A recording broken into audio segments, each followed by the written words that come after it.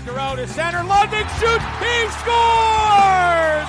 Johnny Lundvik does it again! Jarvis in close shot. There's a goal. Seth Jarvis, the 17-year-old, short side, glove side, high, just under the crossbar. Cutting to the front of the net, and they score. Reese Newkirk along the right wing just took the pass. That was phenomenal patience from Seth Jarvis and the Winterhawks. Hey, this is Reese Newkirk, and you're listening to the Pucklandia podcast.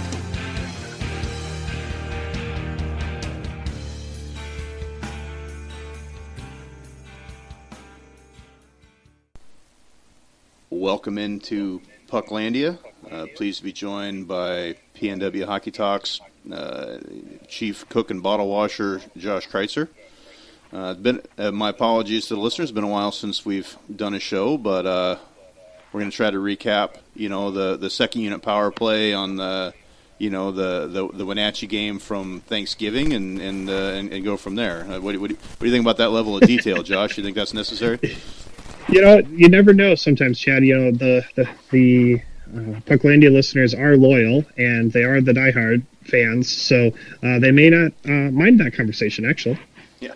Yeah. I'll pull up the score sheet, but so there's a lot of ways we can go. We talked, off air a little bit about, we don't want to, that we're recording this 6 days, 5.5 days, I guess, technically before trade deadline. So, this team may look very differently in 6 days, but or it might not. We don't know. They do like to add things.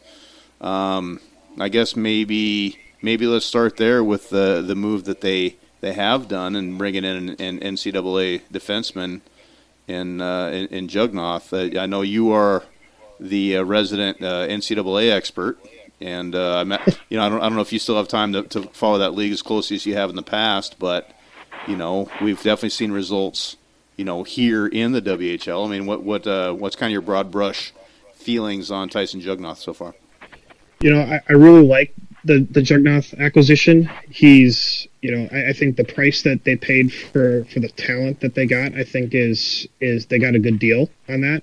I think he's the type of player that you look at, and I think we saw it in that Everett overtime shift that he had before Stefan scored, where, this is when you look up the definition of a Portland Winterhawks defenseman and the style, Jugnauth, his face pops up, right? Like, that's just, he's offensively gifted, he's a single man breakout, and he's got tremendous stick skills. He's great with the puck. I think he's still kind of learning the league a little bit with his shot and kind of the defensive zone coverage and kind of playing within a structure that's very different than what he had at Wisconsin.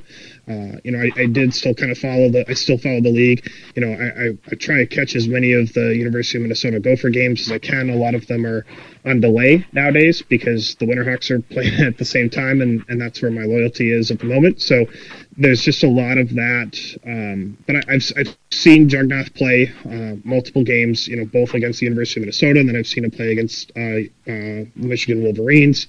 And, he's now in his third system. He was playing under Tony Granato before, and then Wisconsin changed head coaches, brought in Mike Hastings, who, came from Minnesota State Mankato.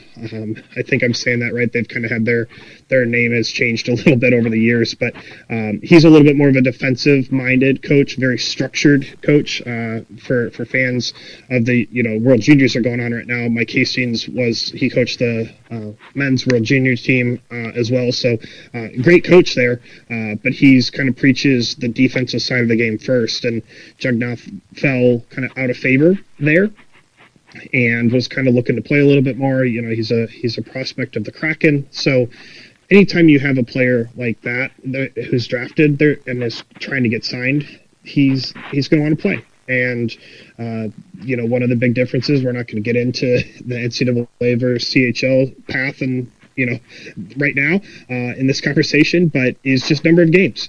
Wisconsin plays 2 games a week, Friday, Saturday, and the Winterhawks sometimes have 3 games in 3 nights, and we'll play 4 games in 5 days as well. So there's just a lot more games there, but I think Jugnauth has done a tremendous job of coming in, getting used to his teammates, getting used to the style of play. But I think there's still a little bit more. We haven't quite seen the full potential of what Jugnauth is quite capable of, even though we've seen some flashes of it.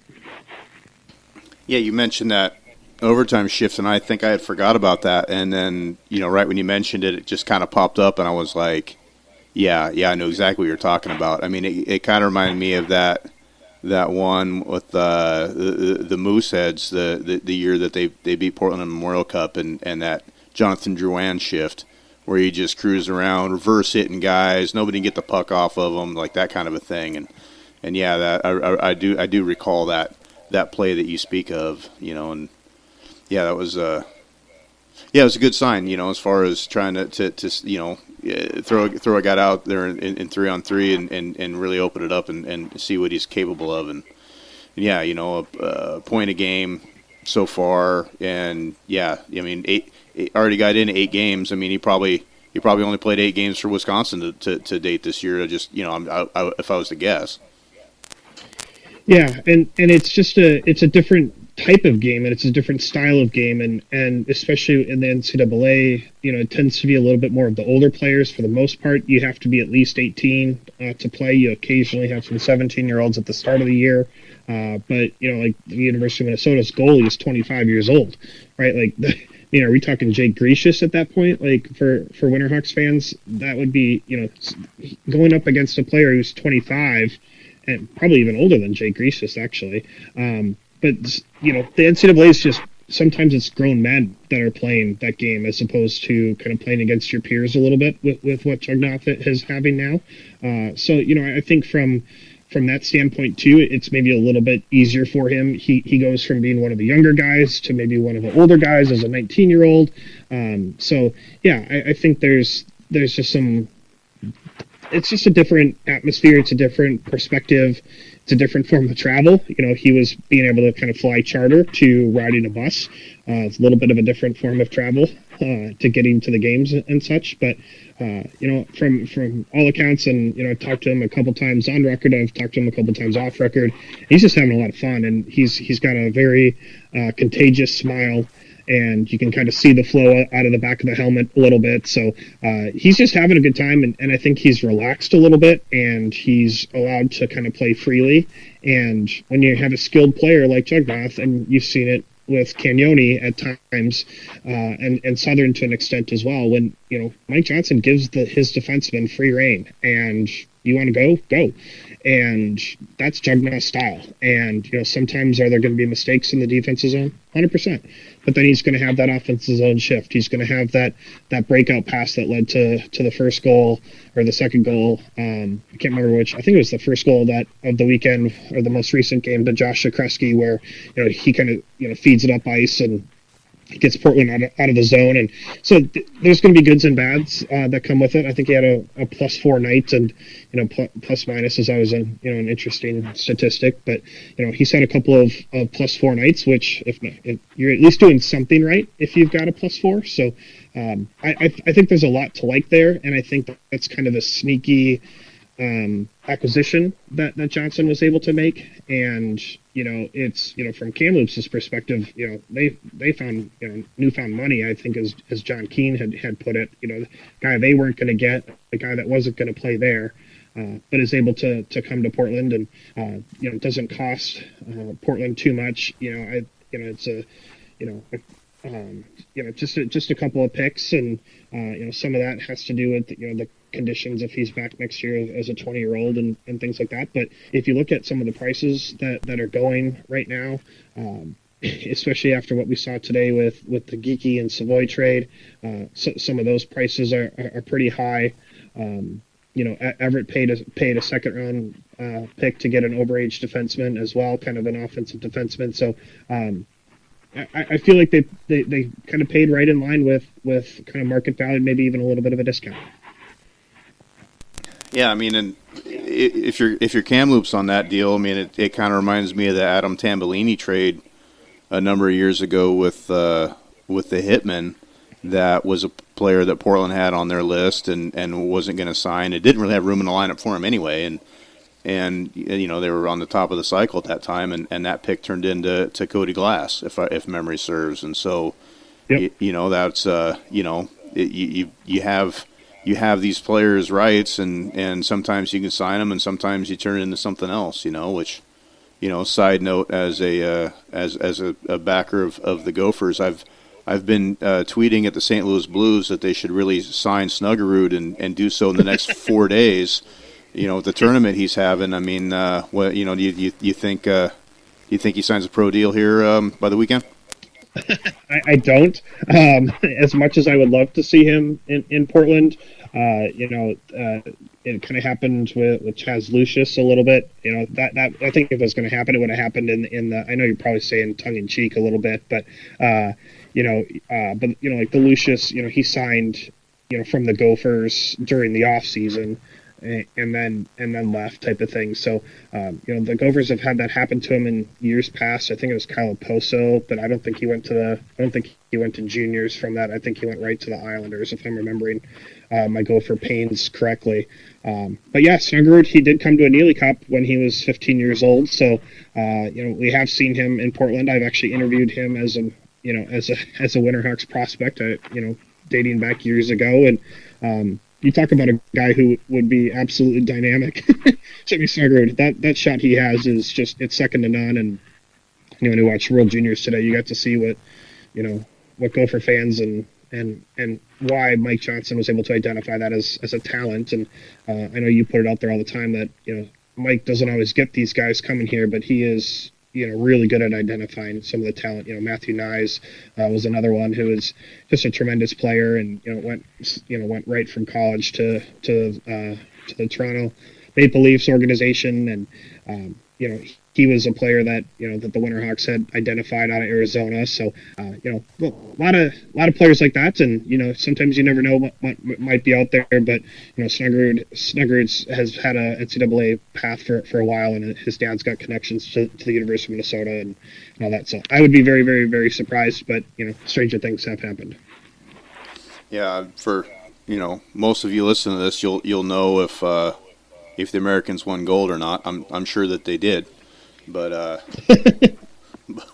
but we'll see. I mean, typically they're lacking in firepower, but that apparently was the Canadians this year. But well, when you lead through the CHL leading scorer, or at least the WHL leading scorer, Riley Heidt at home, you know, and you're struggling to score goals, that's tough. Yeah, which again is usually the Americans like to do that, leave the top guys, you know, in major junior. But I guess on that note, I mean, maybe that's a transition into you know, the World Juniors. You know, again, for Canada being over, and well, it'll be over for everybody by the time you listen to this, for the most likely. But and so we saw some of the trades come down today with the players from Wenatchee. I mean, it's a crazy world. I mean, you know, by the way, keep your eye out for WHL Unfiltered and doing a mid-deadline recap show here, you know, shortly. If you're into that type of thing, you like to listen to both shows. But you know, Josh, what do you see of the currently the top team in the U.S. division moving out two of their best guys? Yeah, it's a very polarizing conversation and decision that Wenatchee had to make. You know, they're sitting top of the U.S. division, and you know, I think there was a lot of speculation. You know, would Zach Benson get returned back from the Buffalo Sabres? And I think if he was, that would have changed a lot of dynamics of this league as well. And but yeah, you know, Wenatchee is just a really strong team. And we've seen firsthand in Portland what Connor Geeky's all about, with his natural hat trick to, you know, come back in the third period and then win it in overtime for his fourth straight goal. So you've seen the playmaking and just absolute, you know, take over a game capability that Geeky has.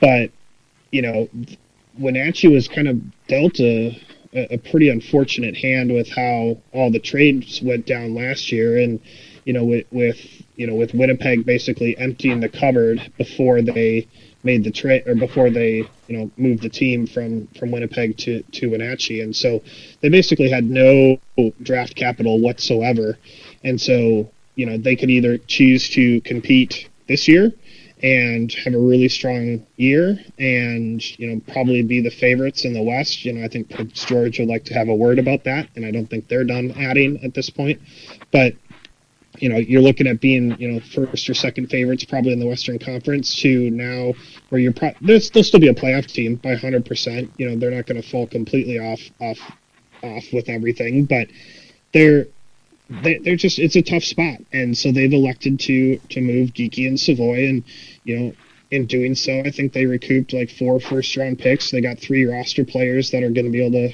I think at least 3, maybe 2 for sure, I should say, and Fluker and McGarity, or McGarty, depending upon how he pronounces his name. But, that's the joys of sometimes these Eastern teams. You don't necessarily know the names as well as you do out West, at least until some of this crossover gets going again. But, I think, in my opinion, I think they did the right thing. They kind of helped welcome, the Wenatchee fan base of here's what the Western League is all about. I know there's some people of the mindset that if you're going to make that trade, make those trades beforehand. Don't leave it, at the trade deadline. Don't get the fans' hopes up and kind of crush them. But Wenatchee's, they've supported that program and that team from the North American Hockey League, the NAL, which is kind of junior B, if you will. It's a step below the USHL, which is below the NCAA. And they started in the NAL, then they went to the BCHL, and now to the WHL. So I think it's a loyal fan base that's probably understanding of it and understands what needs to happen. I think there might be some casual fans of like, hey, wait a minute, like, why did we just get rid of our 2 best players for all this stuff? But it's going to keep them competitive. They basically now have, Alan Caldwell does a tremendous job of keeping up a WHL spreadsheet that of all the draft picks and everything. And they basically went from not having any draft picks in the first 4 rounds over the next 3 years to a pretty normal and pretty stable, healthy, number of selections in all the rounds now. So I think they did it right. I think they made the right decision.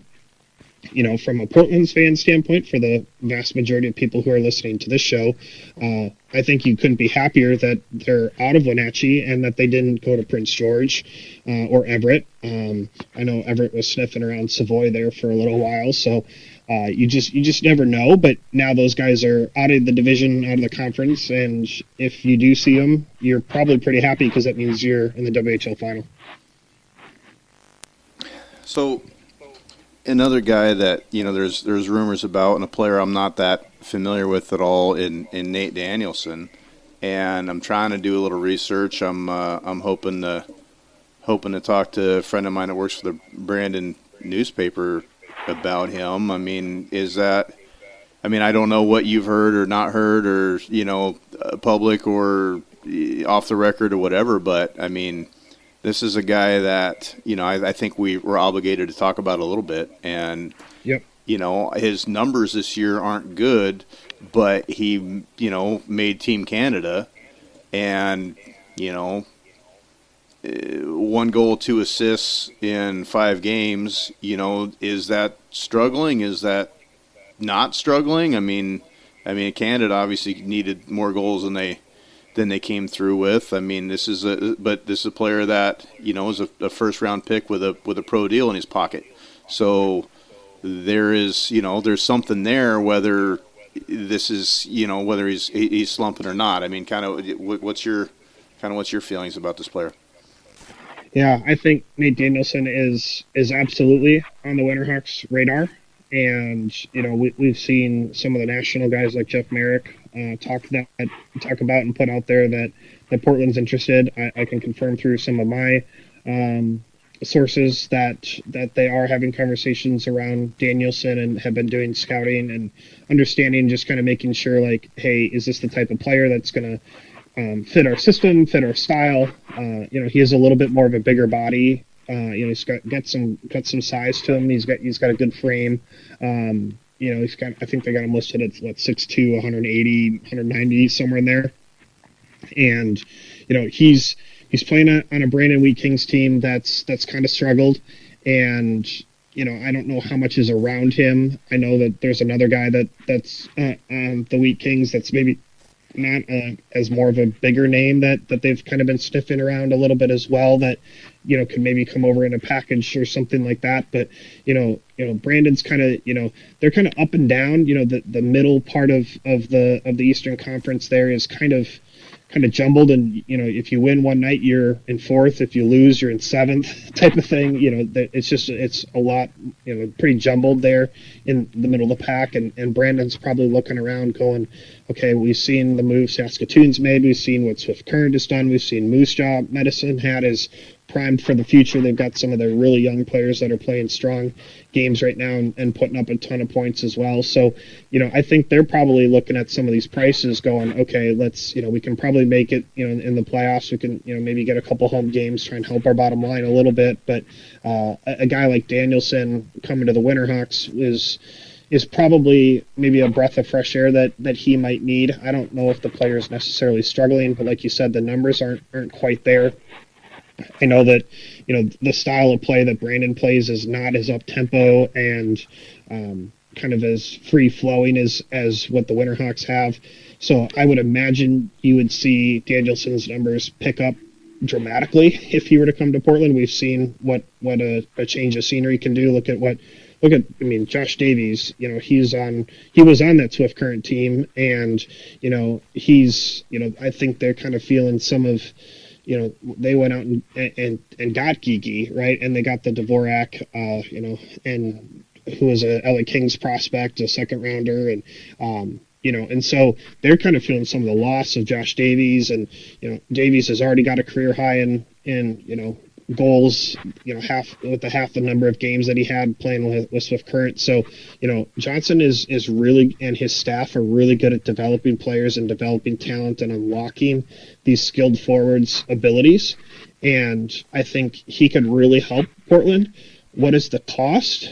That's going to be the next question. And is Mike Johnson comfortable paying some of these prices? We've seen a couple of head coaches and a couple of general managers come out and say they're not comfortable with some of these prices. I know Red Deer's GM came out and said that publicly in a couple of statements.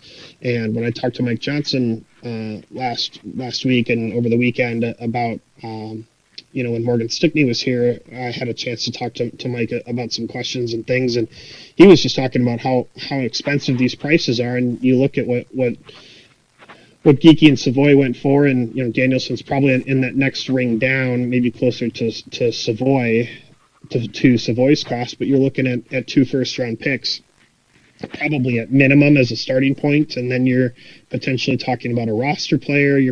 Or 2. You're probably looking at a list player, and then a couple other later round picks as well. And for how many years, Chad, did we talk about them recovering from the Cholowski and Hofer deals and the number of firsts that they gave up, and how clever you have to be to try and find some of these talented players when you don't have a first round pick. So, the Western Conference is pretty wide open. I think Prince George has established themselves as probably the favorite right now going into the deadline. Wenatchee's probably going to fall off a little bit. So you're looking at probably Portland, Everett, Victoria is kind of that next ring there. But Danielson's, he comes in here, he's probably going to slide into that top power play unit. I don't know if you break up the top line with Clausen, Stefan, and Davies, so you're probably slotting him next to Jack O'Brien, moving O'Brien back to the wing, and then who that third line winger, or who the third member on that line is, you can probably rotate some guys to find the right fit there. So he probably slots in on your second line for Portland if that is the move, but it's a risk. It's risk reward, and how much are you wanting to do?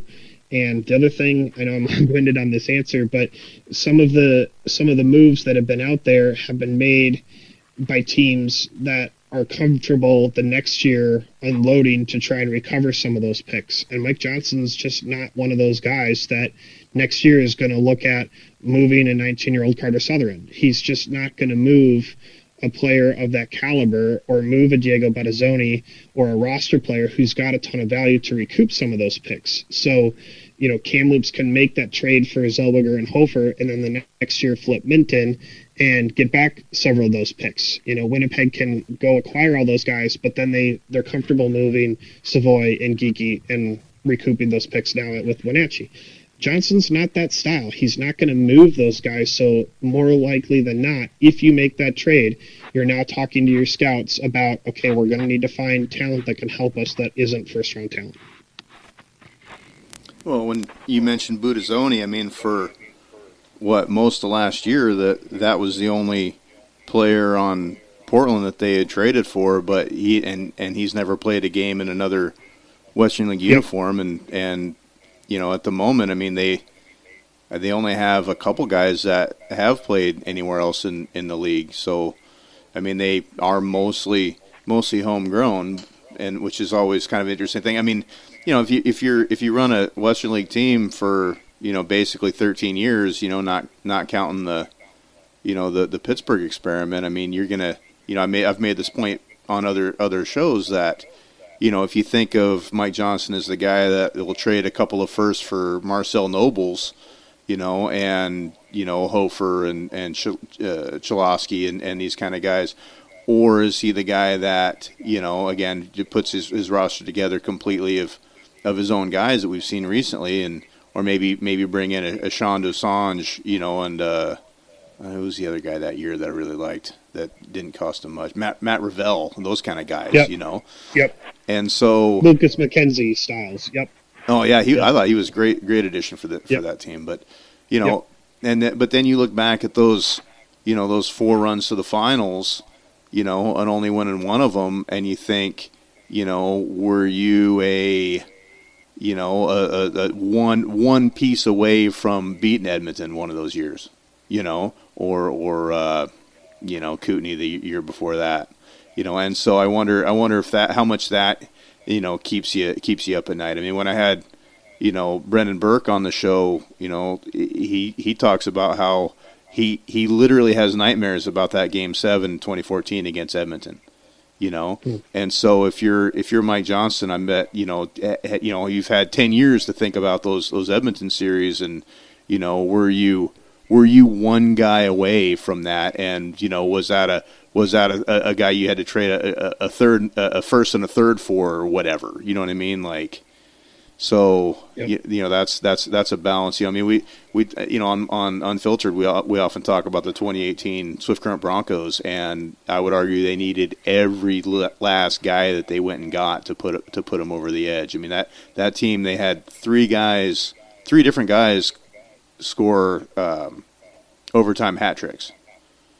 And so you argue, if they don't get Mateo Gennaro that year, I mean, maybe somebody else scores in that overtime, but maybe not. And maybe that's all it was. You're that one of those guys away from, not winning the thing. So that's the other argument you can make too with that kind of thing. Yep, and it's one of the things too that is junior hockey is it's a cycle, right? And you're seeing the top 2 teams last year in the West were Seattle and Kamloops. Now this year they're the bottom 2 teams. Now granted, Seattle's played 5 less games than some of the other teams around them, so we don't really 100% know exactly what Seattle is. But as the standings are today, that's what it is. And but Portland, year over year, they're always in the playoffs. They're, what are they, 6 years now in a row with 40 win seasons, 5 or 6 years, something like that. And I think there's some, Johnson likes being stable, and sometimes that drives fans nuts. That are you willing to be bad for 3 years for 1 year of going for it, and then you struggle?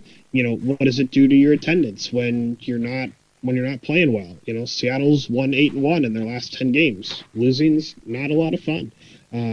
Spokane is maybe kind of the exception to the rule right now, because the past couple of years they haven't quite had the results, but they're still getting fans in the building there. But what does it do to your attendance? And are you going to be able to have that? Are you going to be able to draw some of the players that you want? And Portland is known within the hockey community as one of the best places to go and develop, and some of that is the consistency year over year. and it can drive some people nuts, but it's also, there's some truth to that, in the fact that, okay, there might be some, they might finish sixth one year in the conference, and the next year they might finish second or third, and they might get to the second round, or they might not, and you just don't know. So, but I think there is some element of that, of we want to be a stable franchise. Well, so we've talked about the one player that Portland has added, and potentially, another name or two that they may. Since we've last recorded Pucklandia, they have added 2 goaltenders and auditioned a third, which is kind of an odd, set of events. I mean, it's kind of been goalie Mageddon around here. I mean, where do you want to start with the 2 goaltenders they've brought in, and another one that that came to town for a practice? Yeah. So it's been a very interesting situation with the goaltending. You had Josh Critzer who went out in the Everett game back in November, and he's probably still a little ways away. He's not even doing on ice stuff at the moment. Then you lose Luke Brunnen, so a couple games later, and then Justin March goes down, and so they trade for Nick Avakyan after the Brunnen injury, when he got run in Wenatchee, and then March gets hurt, and then you're running just Avakyan, who was the third goalie in Tri-City. So, they're just, I've never seen anything like this. And I know Andy Kemper, who's the team historian, had put out a stat about, how often, Portland has had to use this number of goalies. And, Kurt, who's a contributor to PNW Hockey Talk, had some stat as well of, where I think Portland has used technically their third and fourth string goalies like 17 games, and the rest of the league total has used their third string or fourth string like 22 times or something like that. Kurt probably is listening, will correct me on that, but he had a really good stat on that too. So Portland is doing what they're doing right now, 35 games in, and with really out there, they're kind of top 2 netminders, and now they're kind of going there, and now earlier this week they signed Marek Schlenker, who had a really strong Neely Cup and has been playing really well with his U18 program, and I think he was fifth in goals against average and third, I think, in save percentage in that league, and he's a 17-year-old, so he's not, kind of the right age for a rookie goaltender, if you will. So he's going to be with the team. So I think we'll be done seeing some of these unnamed goalies, and don't have to talk about emergency goalies now for a little while, hopefully, as I'm knocking on my desk here while I'm saying that. But yeah, it's just been an absolute chaos and whirlwind there. And I think you have to give a lot of credit to Avakyan and how he's come in and kind of helped stabilize things March as well. But Avakyan, new team, and he found out he was getting traded. I think it was like 9:00 on one night, and then packed his bags, and he was on his way to Portland and got a call from Johnson about an hour or two into the drive from Kennewick, and was like, "Hey, by the way, you're starting tonight. Get your mind ready." And it's like, okay, and then we got to see him, get the shutout in this most recent game, and I think just a sign of. And Kurt said this on Twitter as well, but we were talking a lot about this on press row in that Vancouver game, of when you could see the guys really wanted that shutout for Avakyan, and just how happy they were for him, I think says a lot about this locker room. Kurt would probably agree with me on that. And I'm sure you've seen it as well, because I know you get a whole bunch of different vantage points throughout the rink, throughout the game. And so, I think that's one thing that Portland does have right now, is a very welcoming locker room, and kind of helping these guys out and getting them comfortable. And Avakyan is just talking about how thankful he is to land where he did with Portland, and he was joking how, hey, I've had to face these guys and face their shots for 9 games in my career, and now I don't. Now I'm on their team, and it's nice. We were joking after the game on New Year's of, hey, in that game, I think Portland had like 50 shots, if I remember right, 53 shots, I think, yeah. And they he's like, yeah, I'm usually on the other end of that spectrum. I'm usually the one that's getting 53 shots, not the one that's getting 14. And he's like, it's kind of nice to be on the other end, on the other end for once. So, he's, it's challenging. And, Schmunar was likely going to be Czechia's number one goaltender. They're going to play for bronze at the World Juniors. And, Ulster got named, they're kind of divulging a little bit, but, he went from, or diverting, that's the word I was looking for, diverting a little bit from your original question, but Ulster gets named as one of the three best players for Czechia, and that's really cool to see for him and how hard he's worked. But they're doing all this without their really top two goaltenders, and Schmunar was just playing at another level and was one of the best goalies in the league when he got hurt. So hopefully he's back here in the near future. And I think some of what they decide to do with the goaltending situation is, and what if they make a move to try and bring in somebody, might give you an indication of what they feel like on Schmunar's availability the rest of the year.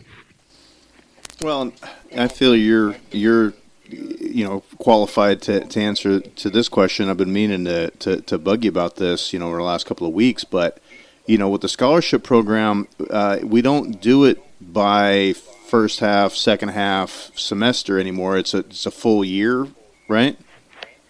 Yep. And so it's actually now they've even changed it. So based upon when you sign, you even get 3 years of schooling guaranteed up front now. And so that's changed.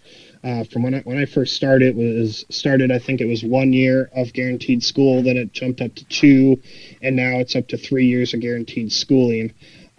Soon as you sign your contract, I think if you sign, before you're 18, I think is the deal with that, and then I think it goes to the year by year thing. But so you're guaranteed the 3 years of schooling.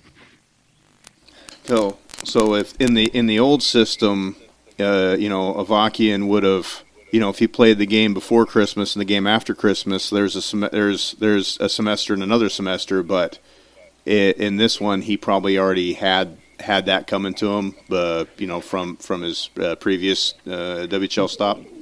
Yes. So his and I did get confirmation on this with his is based upon when he signed his contract, he would have been in the 2-year piece, based upon when he signed his contract, and then he is now also in if you play one game regardless, first half, second half, it's a full year. So now that he's technically in his 4th season, as soon as he played one game this season for Tri-City, he was guaranteed a full year of school this year. Now there'll be conversations, and sometimes this is what you'll see with different trades and things, is different teams can pick up the number of years of schooling and things like that. So most likely how it'll work out is you'll have Tri-City will be responsible for the first 2 years of his schooling, and then if he doesn't sign a pro contract, and then Portland would be responsible for the third. Or they might decide to split it semester and semester. Those are all different things that kind of get worked out behind the scenes. But it's now based upon, so if Marek Schlenker comes in, and he's already gotten he will have gotten, some guaranteed years of schooling, but, any player like that, if they would have signed it, they're guaranteed it the moment they play one game that season.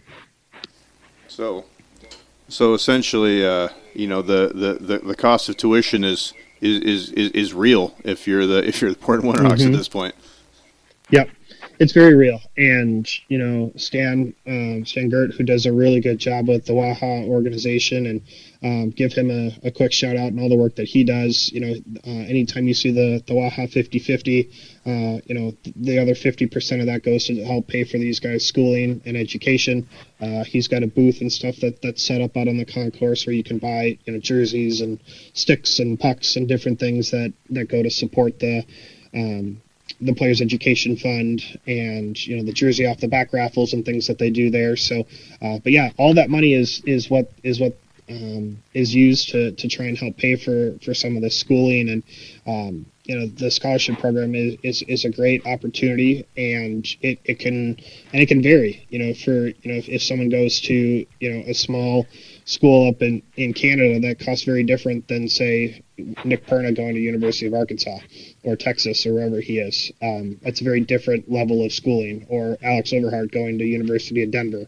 that I think was like $40,000 or $45,000 versus, someone who's going to a trade school. And there's not knocking either one of those or either path or whatever school they elect to go to. It's just the finances of it is a very big difference. And, the Winterhawks are responsible for whatever that player elects to do with his scholarship, as long as it's an accredited university or trade school. And to anybody, that age and trying to find your path, my advice to you would be the trade school. But that's, that's just yes. me. Yep. At some point, we're going to have a world where nobody knows how to make anything, and I think we're getting closer to that every day. So. Yeah, and if you can make stuff like you can, Chad, like I've seen some of the stuff you've produced, and it's impressive. And I do words and pictures on a screen for my day job, and you make stuff with your hands, and I would be completely lost. So absolutely, we need more guys like you out there. Yeah, I can tell you it's hard to find guys that know how to make anything. But that's very true. Yeah, but that's neither here nor there. But and then we didn't talk. So we talked about.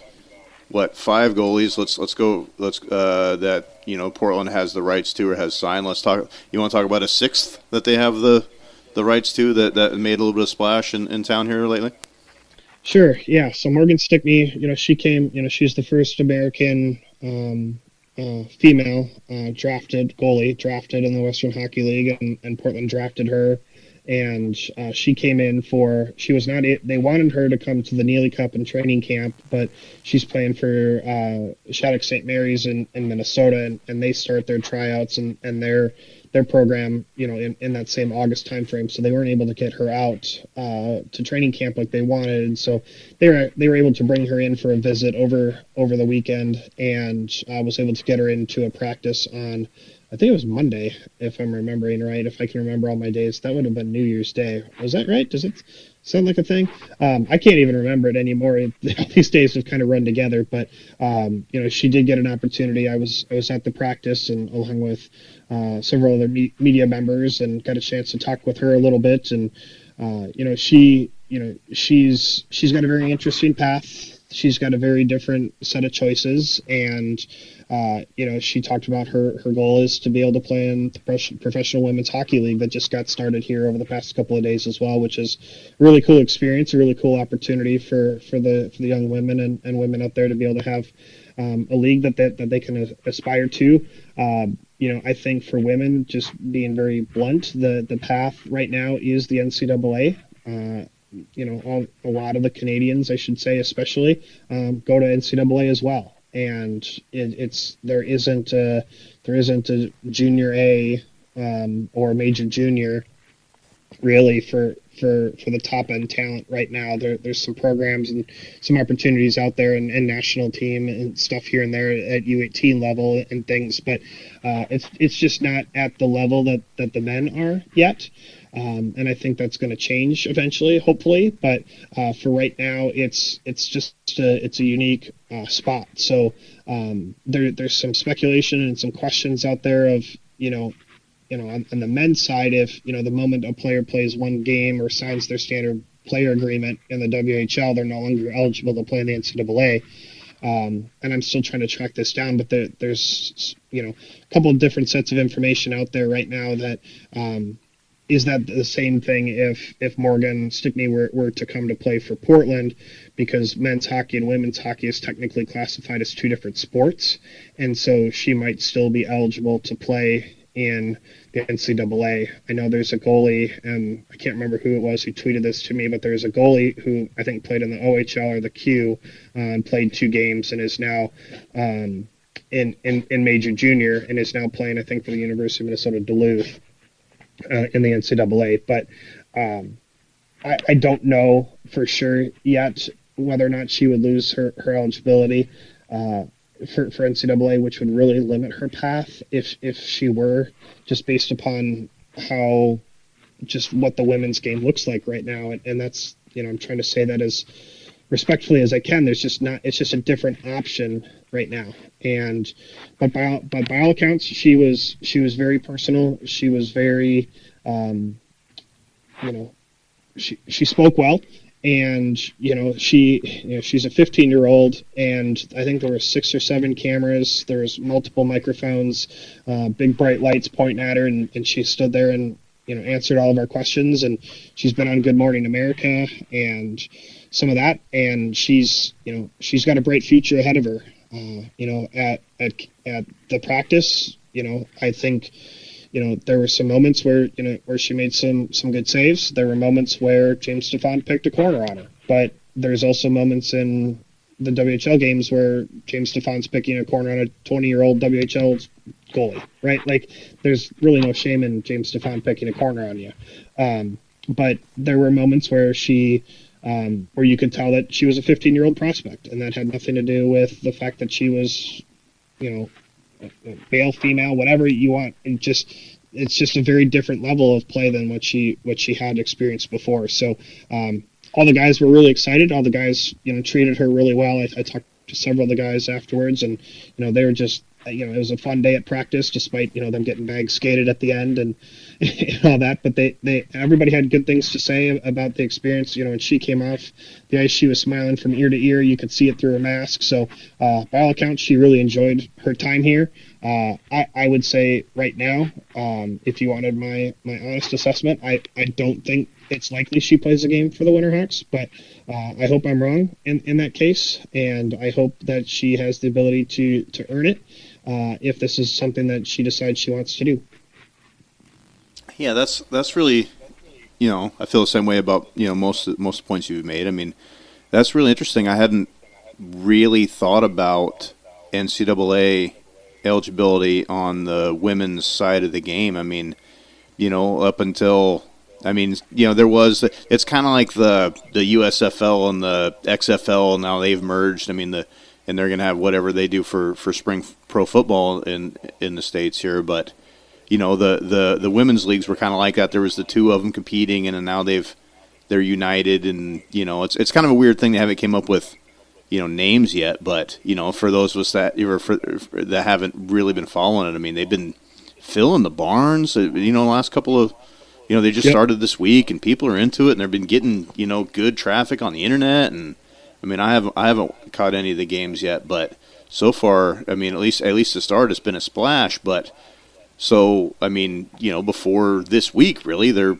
wasn't professional women's hockey, so the NCAA didn't really have to think about that. I wouldn't. They probably don't have. You don't have that policy for volleyball or softball or these kinds of, where women don't necessarily have the opportunity to go pro in their fields. And so I kind of wonder about that. And it's kind of a if it comes to fruition at all, it's unique and new and hasn't been done before. But that'd be pretty ideal if she could play major, junior, and then NCAA, and then that way you're winning all the way around, if that's possible. But we already mentioned a 15-year-old Jimmy Snuggerud coming to camp, and then his pathway went a different way, and that's good for him too. And so maybe that's the way this one goes. And I think everybody wants to. I think most people anyway want to see her, keep that scholarship open, because that's important. But we've also talked just a few minutes ago about you get a scholarship for playing here too, so.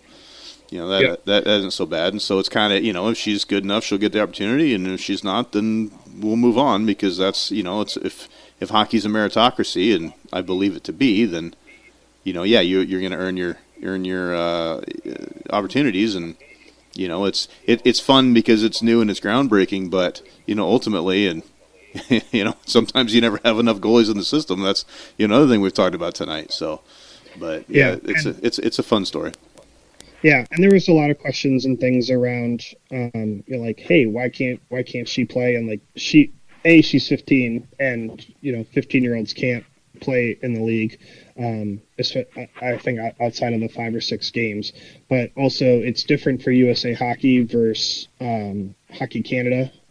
Once you've started your season, in USA Hockey, you can't make the jump as a 15-year-old to playing any games in the Hockey Canada system, which is what the WHL falls into. So they couldn't even give her a look, even if she were to have signed, until at least next season when she's a 16-year-old. So there's that piece as well. I do also, I don't want to get into this. But I would be remiss if I didn't say it as a reporter. There is connections with her dad to the organization. Her father, Ken, had connections with Bill Gallagher. I'll let everyone look that up on their own.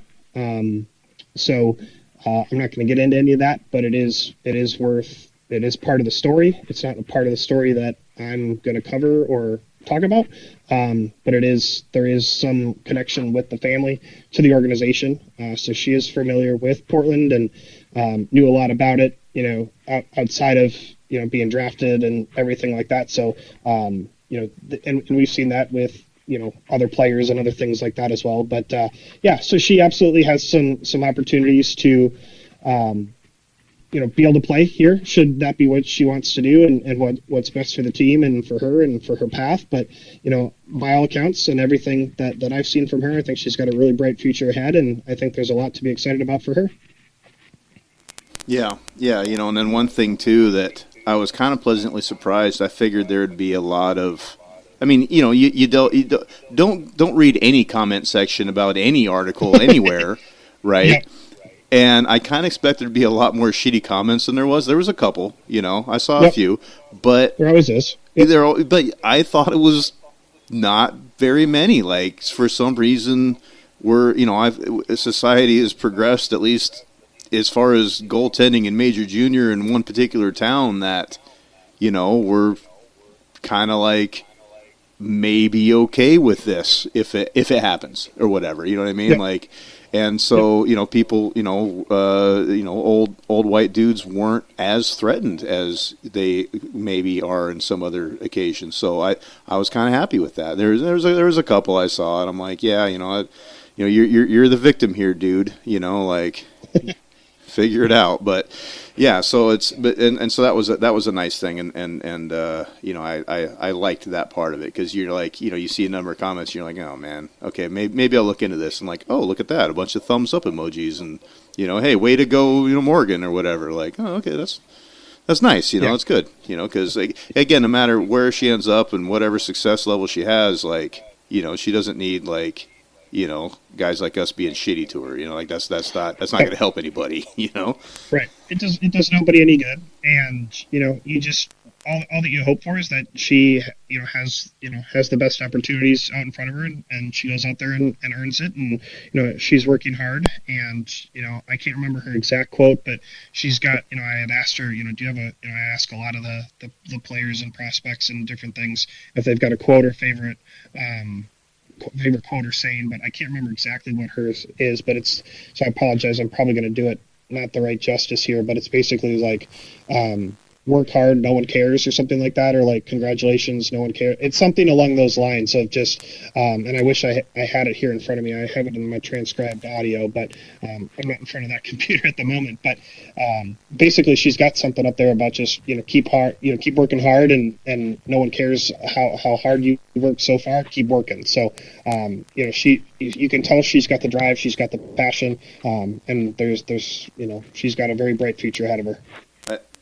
If I remember right, I saw the audio, the video of it, and it was no one cares, work harder. There it is. That's it. Yep. I think. Yeah, that sounds right. Yeah, it was. Yeah, that was one of those where, kind of behind the scenes a little bit, I was able to, some of the traditional media were in there, and they just had a lot of questions, and so it was fun to be able to kind of talk to some of the TV reporters and like, no, here's kind of how this league works, and no, they're not affiliated with the Blackhawks. Like, there's still some of those questions that you have to answer a little bit. So, so I was able to ask a lot of the questions that you saw in the press conference there. A lot of those came from me and Nick, and there's a couple from the traditional media that were there as well. But that was definitely one of the questions that I had to ask, because I had a little bit of insight into that when I talked to her after the draft over the summer, that she had that flag up there, or that saying. So I was like, this might be a good one to have show up in the press conference. So we gave, that was one of those, what we call a softball in the business here. Yeah, and so we should probably start, thinking towards the end of this. I mean, this is, for the listeners, this is what passes for a quick show between the two of us here. I know Josh says he's got things to do, and I was just reflecting on what we've talked about so far. We spent a lot of time talking about a couple players that may never play for this team. So it's kind of it's kind of just the way it works out with the timing of things. Do you have any kind of finishing thoughts you want to put on this episode here, recorded on the 4th of January? Not really. I think other than just the fact of this is, it's junior hockey. Get out to the rink if you haven't been. It's a lot of fun. And if you have been, get out there again. Like, these guys need your support. They really feed off the crowd.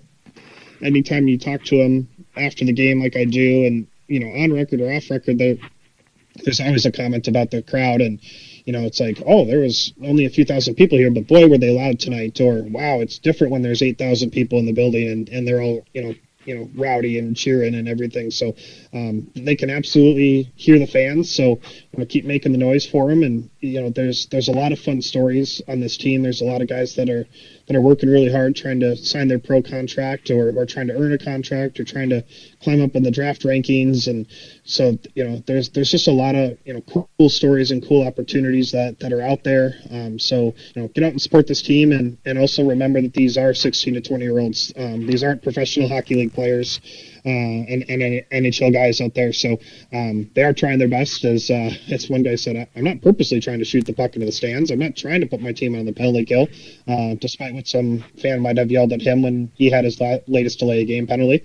Like, I wasn't trying to give our penalty kill more work. Like, that's not my intention, right? So, keep that in mind as well. And that, we saw it a little bit with Canada and one of their players having to go turn some of his social media into a private account. Just remember that these are humans and young men that are out there playing a game for your entertainment.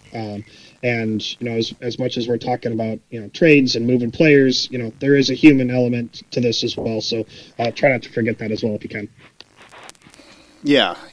Middle reliever on the Kansas City Royals. I mean, you can direct more abuse to somebody like that, but these guys are, they're our kids. I mean, we gotta. Yep. Yeah. And and if you're listening to this on Friday, then Silvertips tonight. If you're which should be a tough one, and then the Prince George on Saturday should be a measuring stick game, if you will. If you make it down to Cartside, tell them you listen to the show, and they should give you happy hour prices on beers, which is a nice perk. And then the Monday game's kind of creeping up on me. Afternoon game, right? Yeah, I believe it's a 2:00 game on the 15th there for Martin Luther King Day. So it'll be a 2:00 game against Kamloops. It used to be more common in the schedule, and then they quit doing it for a while, and then now we're doing it again. So I just noticed that the other day. So I gotta change my schedule around a little bit, but I don't mind that. Yeah, I had somebody ask me, believe it or not, I get all sorts of questions on Press Row, but one person came up and asked me, where is Cartside? And is there like a website or anything you can give them where they can try and find more information? Not to put you on the spot, but they're like, yeah, I was listening to your guys' show and you mentioned Cartside, and I'm always looking for a place to grab something to eat or drink, and they said Cartside, but I couldn't tell if you said Cartside or Heartside or whatever, and I just wasn't sure. So is there like a website or anything you can help this guy out? I can't. I'm sorry, man. I know you came up and talked to me, and I was like, I'll try and give you a shout out on the pod, and I totally spacing on the guy's name now, so I apologize. It's it's good. I try to put a link in the show notes, but oh, there you go. Okay. So it's on Williams. It's walking distance from the rink, just north of there. If you go, just north of the ramp to I-5 there, up Williams, up past gas station on the corner there, just like half a block north of Broadway, north of the. Is it by Toyota? It's right by there. It's right by there, and they've just expanded. They opened up the indoor seating a little bit. There's a little more room. They knocked down a wall. I believe just this week they were working on an upper deck, like a mezzanine type of area, and then there's some heaters in the outdoor section, and the carts are solid there. The guys are cool, and even with the Trailblazers, the way that they are these days, even when there's a Trailblazers game, it's not that crowded. In the past, it would get pretty busy when when 2 events were going, but I don't think anybody cares about the Trailblazers right now. So it hasn't even been that bad over there. But and it's in the past, I would whatever we do for pregame, I'd kind of get sick of it and try to move it around, and I'm pretty content with the services these guys provide. So I'm not that old ad. I'm not only the president, I'm also a member or whatever. I mean, I can't remember what it is either. But absolutely. I know what you're talking about. So you never know if that guy that's pitching that product actually uses it, but this is a case where I did a full season of testing before I brought them on to the show. So there you go. And I've seen you tweet out some photos from there from time to time as well. So yeah, you're absolutely. I can confirm. My sources can confirm. Chad does visit Cartside. Yeah, it's a cool spot. So big games this weekend, and then Kamloops is always fun. Regardless of where they're at in the standings. So yeah, absolutely. And pay attention to what Josh has going. He's always got some articles coming, and it's a good source of information on the team. Yeah, and stay tuned here as we'll do our best to try and keep you updated as the trade deadline comes and goes, and try and at least get you confirmation when they're done, or if they've made a move, or if they're going to keep making moves and different things like that. I'll do my best to try and keep you updated on Twitter and social media and all that. So feel free to give a follow, and we'll see you around the rink. All right, thanks for your time, Josh.